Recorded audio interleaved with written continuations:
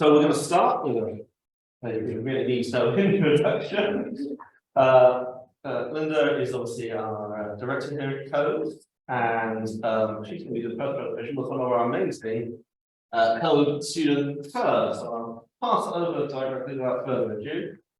And with my amazing co-host, Christina and Howell. So, hi everybody. What we're talking about is sort of reporting on some of our experiences of running a course with Open University China. Brilliant. So welcome. And Ning, how do we say welcome in Chinese? Guan Yin. I'm Ying. So welcome everybody. So this is about a collaboration that we have with Open University China. It's been running over several years. We have with us at the moment in the centre 3 visiting scholars from the Open University China. One who's in the room with us. No pressure on her at all, the fact that she's in here, but welcome. We also have online with us 2 of our Code student fellows. So this is a brilliant opportunity for us to talk about some of the collaboration that we do within the Centre for Online and Distance Education. So some of our student fellows and myself and Christina. So have I skipped a slide? Is that what's happening? No, you're going to Yeah, that's okay. So our intention with our program, which is a staff development program, it's delivered online. We have 100 participants at Open University China engaging with the program. We have a series of colleagues, Code fellows, tutors who are based in Open University China, who are colleagues from the Open University, and then the participants. So we're talking about fellows, we're talking about OUC tutors, and we're talking about participants in this conversation. And our design in our mind is that there's this wonderful collaboration and intersection, and everybody's engaging with and learning from and interacting with everybody else. But actually, it isn't always quite working out like that. And so what we're doing, I'm just going to close that up for a moment so we can see the slide. So what we're really facing is a slightly different reality from what we were hoping for. And that's why Christina particularly wanted to initiate this project to work with some of our students who are going to introduce themselves in a moment, to think about why are we having less of an interactive dialogue? What are we doing in the course that isn't working for the participants in particular? There's more transmission and less interaction than we hoped we were designing for. So it's been an interesting experience. So just to talk about the course structure, it's split into 3 units: fundamentals of course design, teaching and learning, assessment and feedback. Basically 1 unit per term. There are 4 topics per unit and 2 weeks each. So it's in blocks of 8, but it has been split up by the Christmas holiday, by Chinese New Year, by Easter, or other key holidays in China. Spreads over pretty much the year. The 100 participants are split into 10 tutor groups in China, and they work with a pair of local Open University China tutors. And across a 2-week pattern, you've got VLE related stuff, things happening on the VLE. You've got a local tutor group, a live session with the local tutors. And then we have, at the end of the 2nd week, or in the middle of the 2nd week, we have a live session that's facilitated by Code fellows. So that's a tutorial type event. So 2 live sessions and then lots of activity across the 2 weeks on the virtual learning environment. The focus particularly, sorry. Yeah. The ones on the far right column, the points where we have the BLE discussion activity and the tutorial is the point at which the Code fellows directly try to interact with and tutor and have a sort of seminar with the participants. And that is our sticky problem. Yes. So it's this connection really with the dialogue between the Code fellows and the participants at Open University China, which we're finding is not as effective as we'd hoped to have designed for and as we would like to deliver. So, am I handing over to you for this one? Oh, okay, no, that's fine. So, when are we introducing the persons? I missed that slide. Oh, sorry, I've been running around like a lunatic. Helen and Zil-E-Huma coming on to see bubbles. Oh, okay, brilliant. Yeah. So a bit about transactional distance. You know, these images, I think, sort of tell the story. The quote is really, really helpful there. And we went into this knowing this. We ran the course last year. We had a different structure to it last year, but this was our second year through with the Open University China. We were very aware of this. We were thinking about this in the code-design, which was with our colleagues in Open University China and with the code fellows, several of whom are in the room who teach on the course. We were very aware of this, but nevertheless, we have still found that there are opportunities for us to kind of improve. So here's some of the things that we can say. The green ones are the sort of positives. So we're getting very high student satisfaction evaluation data, 90% plus in terms of the items that we're asking them about and the experience. We're also getting real evidence from the feedback of evaluation data of learning. People are identifying things that have changed, conceptual planning activities and ways in which they're changing. We're running it bilingually, so there's lots of opportunities for translation. People can work in the VLE, well, those people who can work in the VLE in both English and Chinese do. Those of us who just have English have to stick with just the English. But people use translation software quite regularly. There's a definite sense from Open University China participants that they want direct interaction with us, that they want that opportunity. And we're constantly adapting. We are constantly adapting and changing what we're doing. But on the other hand, these low levels of interaction, little critical or discursive discussion happening, language barriers are still there. And during the tutorials that the Code Fellows facilitate, there's low levels of active participation. And we know that everybody's stressed by it. We as the fellows are stressed by it, the OU China tutors are stressed by it, and the OU China participants are stressed by particularly these live sessions that we run. We spend a lot of time trying to make it better. We talk with the Open University China tutors every 2 weeks as well, and have lots of dialogue, but we're still not quite getting it right. So what we wanted to do was kind of analyse it. And this is where I'll hand over to Zil-E-Huma and Helen, who are our Code student fellows, and I'll ask them to introduce themselves briefly. Helen, would you like to introduce yourself? Hello, my name's Helen Bentley. I have been living and working in China for the past 10 years. And my background is I'm just about to graduate, I did as a distance learner.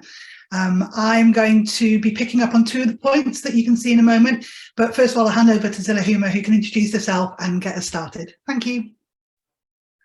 Hello all, I am Zil-E-Huma. I am from Pakistan. I'm just graduating in diplomacy and international relations. So I've been working on diplomacy and intercultural communication and transnational education from 5-7 years. So I am portraying this experience within this research work. So say on mine, how brilliant our 2 students are. Lucky we've been to be able to work with students of the quality of Helen and Zil-E-Huma. So it's been quite humbling for me. Thank you. So our literature review indicates 4 significant differences between the Western and Chinese approach to teaching and learning. I and Helen will provide more information on the 2 points each alternatively. I will go with point 1 and her with point 2 and 4. Starting with the first point, the hierarchical faculty-student dynamic in Chinese education context, it is important to note that this approach has its roots in Confucianism, which emphasizes in the respect for authority figures. These values of the hierarchical power structures for respect for authority, obedience, and knowledge acquisition continues to influence the student-centered student-teacher relationship in Chinese classrooms. These values are reflected in communication within the classroom. In Chinese educational setup, communication norms tend to be more teacher-centered, while students expected to listen attentively and do not challenge authority. It has a profound influence in the current education system within China. Teaching and learning practices in schools, students' learning motivation and habits in China are profoundly influenced by Confucianism. To this day, even students are expected to remain quiet and attentive during lectures with little opportunity for the class participation or discussion. I'll hand over to Helen to continue with point 2. Thank you very much. And sort of drawing on from what Zil-E-Huma said, looking at student awareness of power and distance in the student-faculty relations.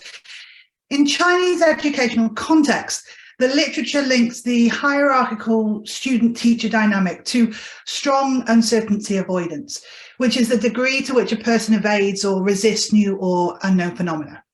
In observed online learning environments, Chinese students' uncertainty avoidance may manifest as a tendency to restate similar themes rather than argue, or to not offer new and unique insights.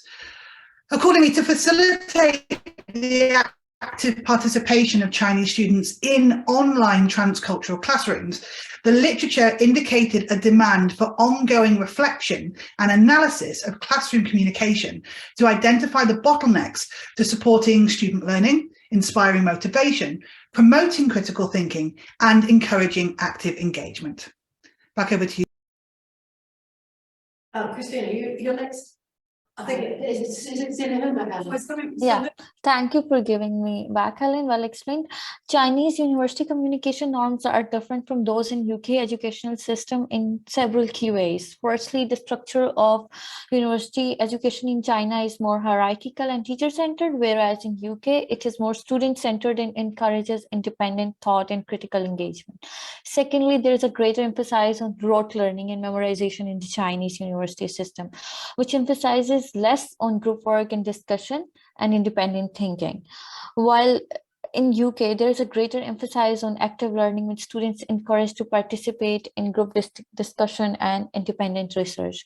Thirdly, English as a second language is more common in the UK, whereas in China, the primary language of instructions is typically Mandarin. This can impact the nature of classroom communication and the development of intercultural communication skills. Chinese university communication norms are characterized by this teacher-centered structure, emphasizes rote learning, memorization, that typically more teacher-centered, that denies the space for critical learning within the students. Whereas in UK, the system is totally student-centered. So that actually draws a gap within the communication and learning. Back to Helen. Thank you very much. And finally, this idea of online learning as newness. Distance learning was actually initiated in China in 1979, but it wasn't until the last decade, starting around 2013, that significant efforts to develop structural provisions were explored domestically to help learners move to independent and self-regulated learning. With the outbreak of the COVID pandemic, many higher education institutions moved classes online, including lessons for over 22 million Chinese students. Notably, China was actually the first nation worldwide to start a large-scale online experiment in response to the closure of learning institutions, known as disrupted classes, undelivered learning and teaching. That said, the literature supports the notion that across the board, there's still space to further explore the extent to which online platforms spanning virtual classrooms, video conferencing, instant messaging can facilitate more interactive and engaging communication between participants and faculty. Furthermore, it was found that social presence, or the ability of online learners to project themselves socially and emotionally, directly affects learning engagement in online environments. Thus, consideration of strategies for developing social presence is not only important, but essential, as online learning can be isolating. Thank you very much. I hand back over to our co-fellows. Thank you. Move the slides on for you. Thank you. How do we move these slides on? Is it a click? I'm just going down on the arrow, yeah. Right, so to cut to what we actually do, okay, we decided to use this framework, which is based on the community inquiry framework originally. And those who are familiar with the community inquiry framework will see the links to the social engagement, cognitive and behaviour as well. But this particular framework is by recommended a group of Australian academics published in 2018. And it's been developed specifically in terms of focusing on engagement, as opposed to developing, designing or creating community inquiry and the conditions for it. So it's focused entirely on differences of engagement. And the entire framework, as you can see, has 5 parts to it. Now, we assumed that the social engagement and the emotional engagement are to a certain extent embedded within the course design and the whole course structure that we showed you. The weekly course structure is repetitive. It's there deliberately as a sort of very deliberate scaffold. We don't change what we do. We do the same thing all the time. So at that level of processing for people, they know what's going to happen. So that given that we are always working in English and we're working from a different conceptual, epistemological point, we're going to get certain things stable, so we go with that.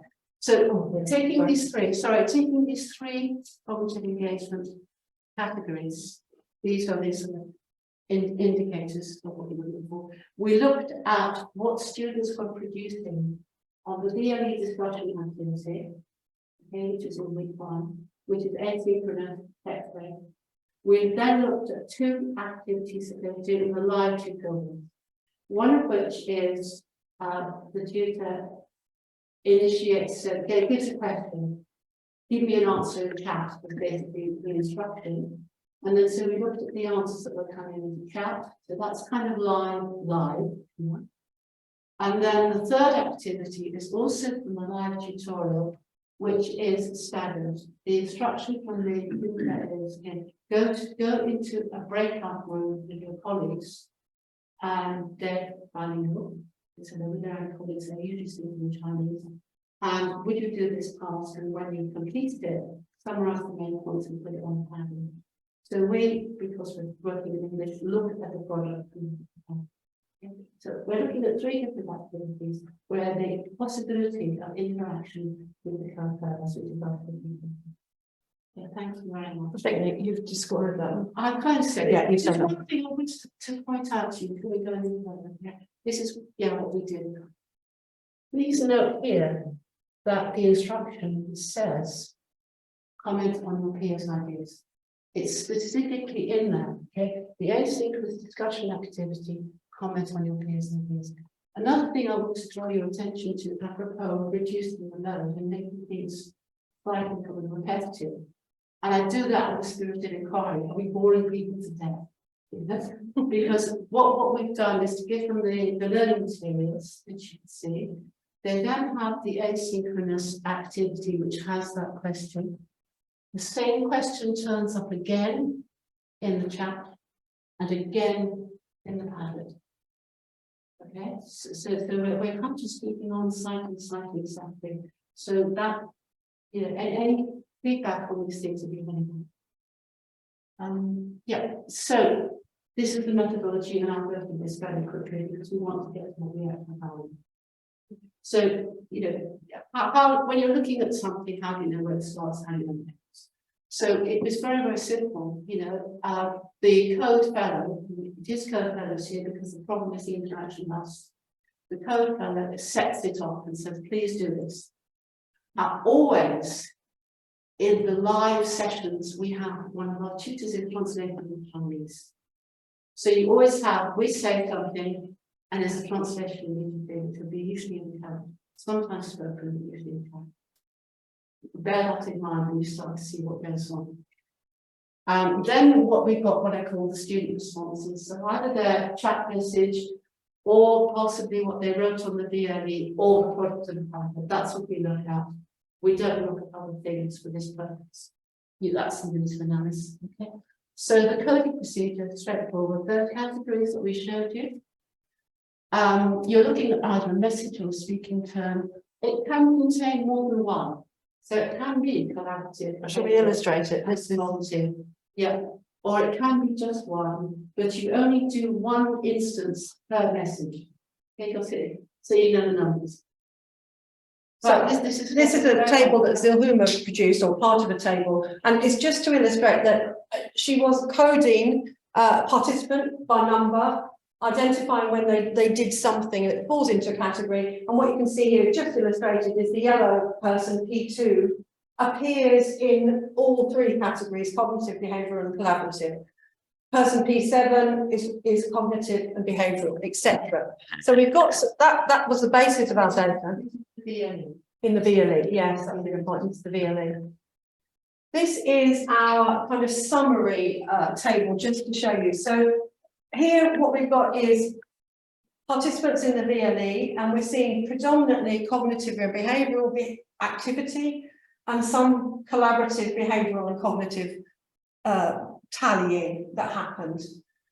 In the chat, and this is during the live session with the co-tutors, we've got cognitive and we've got cognitive plus behavioural, but we've got no collaboration being tagged in this session, which I think is interesting. But when we go into the Padlet, you can see they're much more distributed. So the Padlet is being more successful. It's a semi-asynchronous kind of activity in a way, isn't it? They've got time within their groups, but it's not that long time to do the VLE. So it's coming up. We're seeing some stuff Can there. I just say one Yeah, thing? of course. You might wonder what behavioural means in this context. Because this is professional development, so we're dealing with academics, we're dealing with veterans at the University of China. They are established academically with 30 careers, but they just have to speak in English. So behavioural is the what we call academic skills demonstration, because obviously the framework was developed for students. So we would in some senses anticipate that they would be demonstrating those skills. Our concern and our worry really is that we seem to be hammering away on the cognitive. The ideas are going just fine, but as you can see, the interaction is not. And we didn't expect the VLE to be shown. No. Given that it's asynchronous, flexible over 2 weeks, people can use both languages, but it's showing us improvement. That's just a quick snapshot of some activity in Zoom that Helen collated, and basically me and Christina do loads of talking and put loads of stuff in the chat. Our tutors, one of our tutors did the translation, the other tutors put lots of stuff in the chat. The participants, and there were about 37 of in the digital room, we had 11 postings into the chat, so it wasn't working. They weren't feeling enabled to enter into the chat. The multi-channel in there.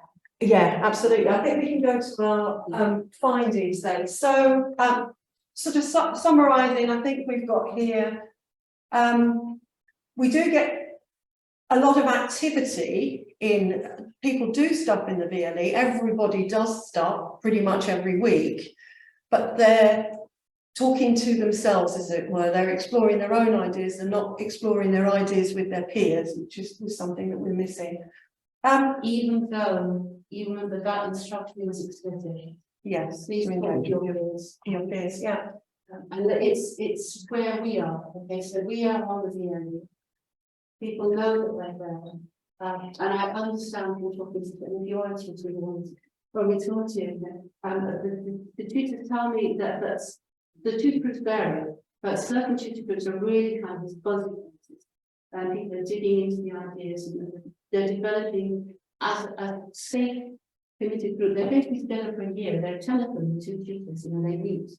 So there's no sort of, it's the problem is this loop with co-learners. Yeah.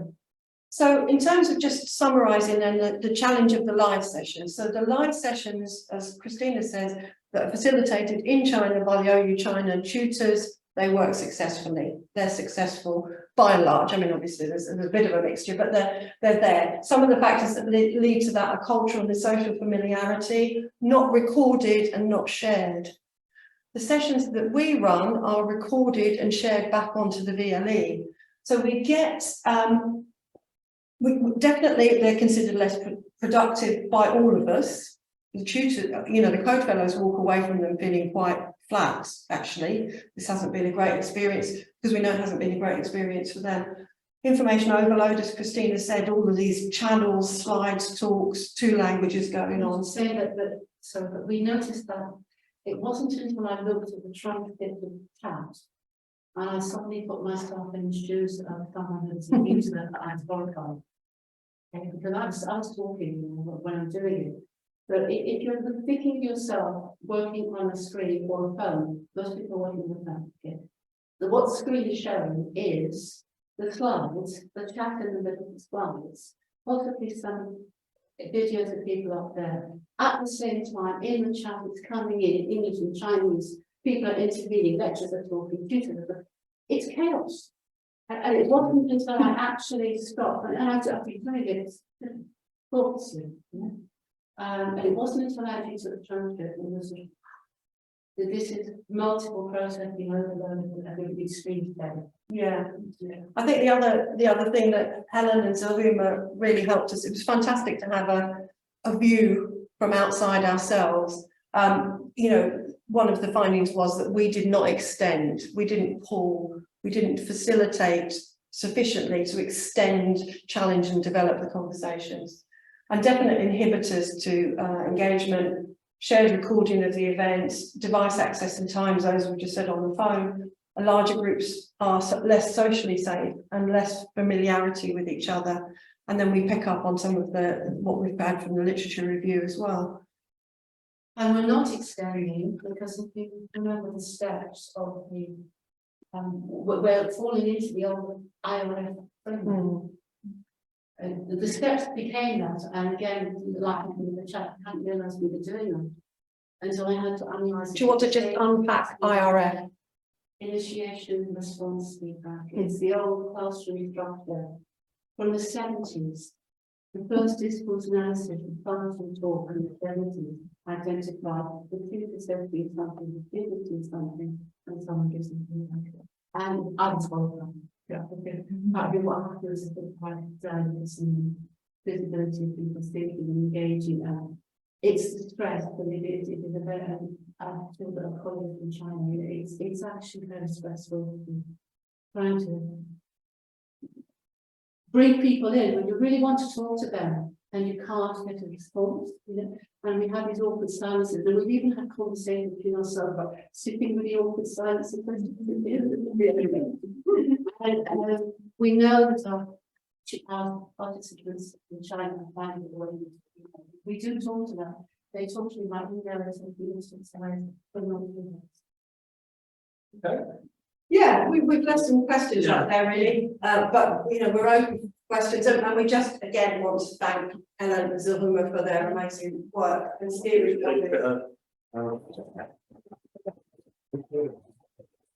So why don't we have this sharp with the keynote? We're gonna have a few moments for some questions. So obviously we want to get through the whole timetable. Just want to remind everyone questions to enter the question mark. Oh, yes.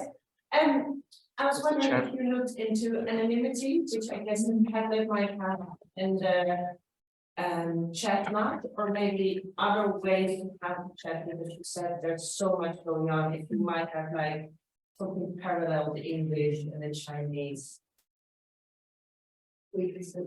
Yeah, great. The anonymity, I think, is a really good one, isn't it? Yeah, so that's definitely the case for Commander, and not on the VME and not in the chat. Although that said, actually, many of the participants joined the meeting with a Zoom label with iPhone or Dell. Yeah, so they are using anonymity in a way. Yeah, and another in the sense is we can't read Chinese characters. So we can't keep anyone talking, but the anonymity is on our side. Yes. Always sort of funny about anonymity things. So I go the other way. Force them to talk in a discussion with a rubric though that provides them with points. So they get some points for it. I mean, otherwise it's just, you know, room for them. Also, the other thing I've done in Vietnam is to have them do little portfolios of a recorded piece individually or perhaps in teams of 2 or 3, which they don't usually like to do, as you mentioned. But that's part of the grade, and it's part of the rubric, and it's part of the portfolio. But it tries, it uses a number of different ways, you know, to try to get them to communicate. That seems to work quite well, actually. And the other thing I do with them, which they hate, is I force them to be in a team. They always tell, oh, I like to be in a team, but I don't like to work with men, or I don't like to work with women, and I don't like to work, you know, older people or whatever. And I say to them, that's not the way the world works in a business. And so you are you 3 people, and you have to produce something in the discussion board which reflects the team, right? So we do get the discussion board reflection, but I think in a way, I would hesitate to say that's the way the world works, because I don't actually know the way the world works in China. Helen spent 10 years there, and obviously colleagues who spent time there or who work more closely, but I would hesitate to say that that's necessarily the way the world works in China. But I'd absolutely take your point about teamwork. Yeah. Like you're right, because I'm talking about a specific experience with Samsung in Vietnam, where they're moving people through a supervisory MBA program. And that's the way the world works for them. They are assigned teams to work with as a potential supervisor. So, but yeah, you're right. Good point. I have a question for our Chinese community. We have further loops and so we have breakdowns. So every time I say how about Confucianism, people say it's complicated. And I kind of need them to tell me, because I'm coming forward with this. And I think that unless we have that conversation sometime, if you see something, maybe ways of getting these things to compare something. Are there any questions online? We had a chat here. So No, yes. No, okay. okay. Does that probably help us? Yeah. Thank you very much.